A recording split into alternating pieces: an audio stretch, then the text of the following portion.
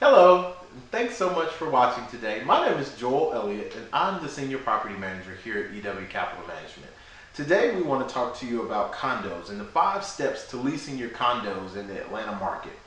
Number one, the first and mighty, almighty, holy grail of condo rental is to check your HOA or condo association docs.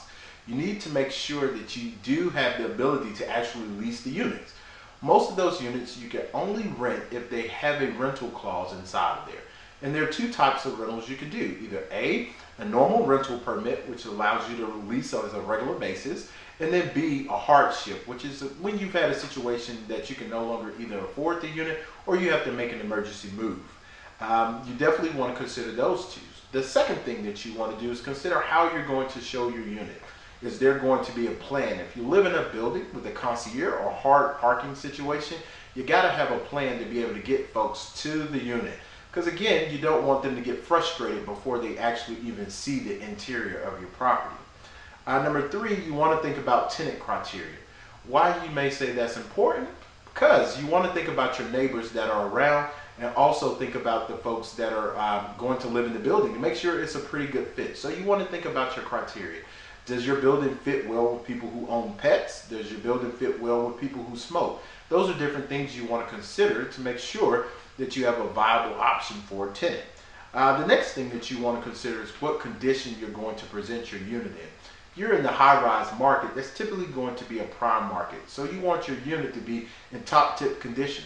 Look at the things around and maybe invest in a coat of paint or doing some flooring work or anything to make your unit a little bit more marketable, because again, the high dollar range market is very competitive.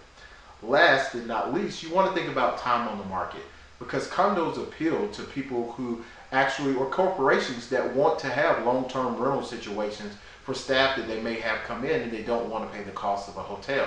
So you want to be able to establish clear guidelines in terms of how long you're going to allow the unit to participate in the rental market.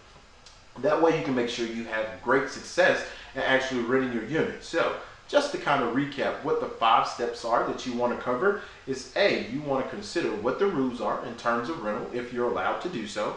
B, you want to think about how you're going to show that unit. C, you want to have a clear criteria for the tenants that you want to attract and that will work well with your unit. D, you want to consider at all possible having tip-top conditions so that you're the most competitive. And then lastly, you want to make sure that you have a great sense of how long you want your unit to be in the rotation. As always, thanks so much for watching, and if you have any questions, feel free to reach out. We'll talk to you soon.